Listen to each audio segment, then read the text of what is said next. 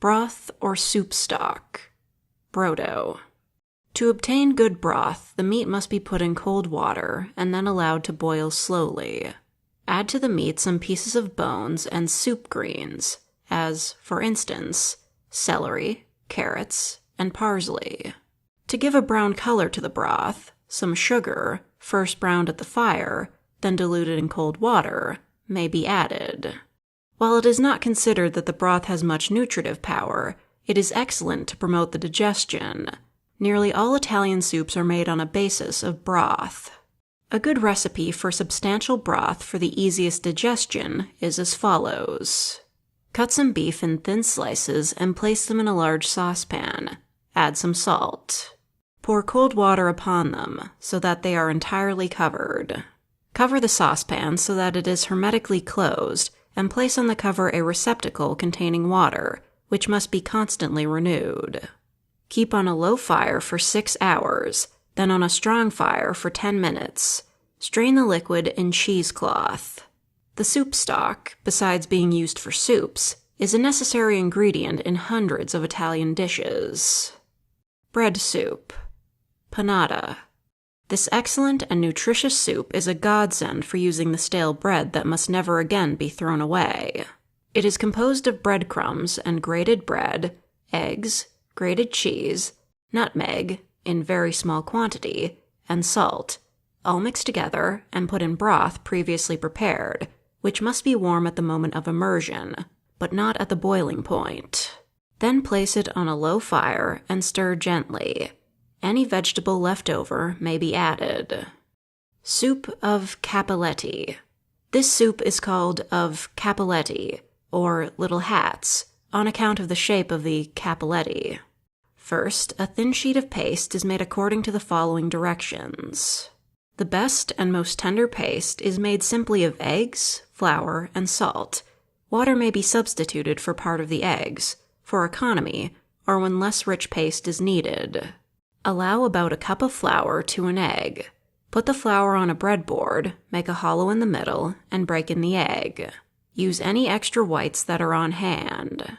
Knead it thoroughly, adding more flour if necessary, until you have a paste you can roll out. Roll it as thin as 1/8 inch.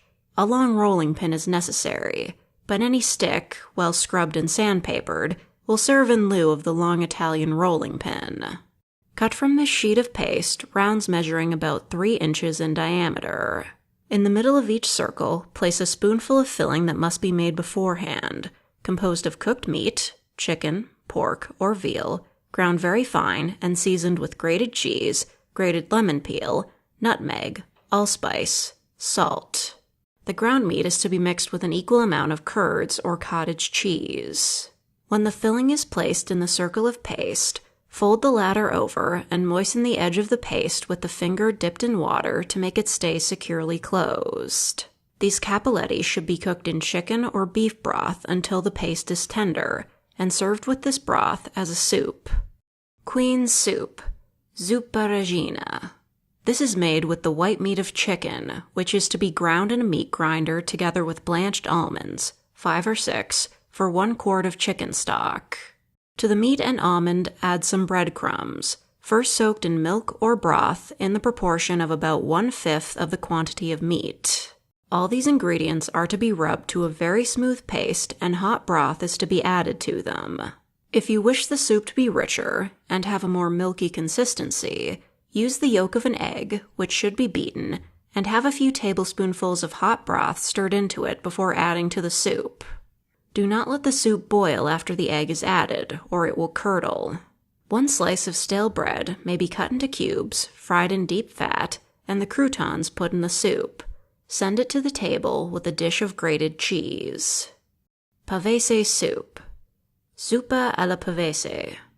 Cut as many thin slices of bread as are needed in order that each person may have at least 2 of them. These slices are then to be toasted and browned with butter. Poach 2 eggs for each person, 1 on each slice of bread, and place the slices on a large and deep dish, not in a soup tureen. Pour hot broth in the plate, taking care not to break the eggs. Season with Parmesan or Swiss cheese, and serve.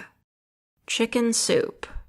Take the remains of any cold roast or boiled fowls, salt and pepper to taste, a whole onion, half a rasher of very lean bacon, 1 piece of loaf sugar, 1 quart of water.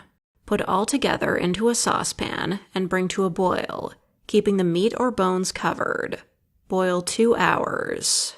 Take 1½ flat tablespoonfuls of flour, 1 ounce of fresh butter, and put the butter and flour into a smooth china or earthenware bowl. Enamel bowl will do. Work the two together with a tablespoon till a perfectly smooth paste is made, then pour the soup through a colander onto the paste, stirring all the time. Add a little milk and, if possible, a little fresh cream.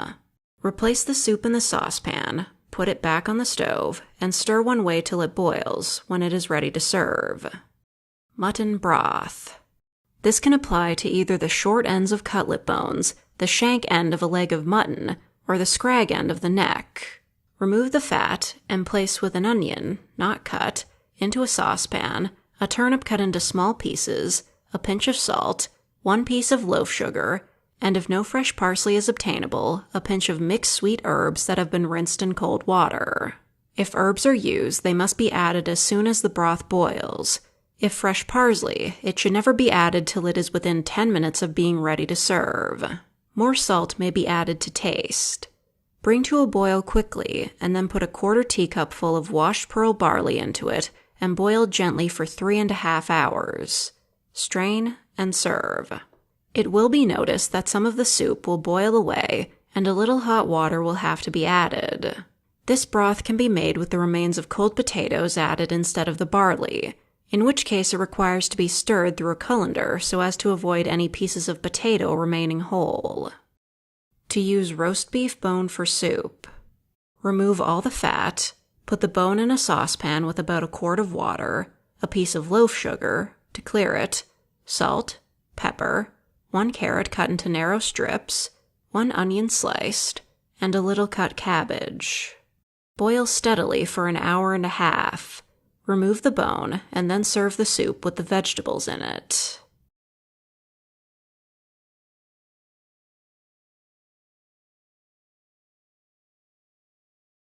You know these are Italian recipes because there's no specific amounts for any of the ingredients. Just figure it out, man. Oh, there is a specific number of blanched almonds, my mistake.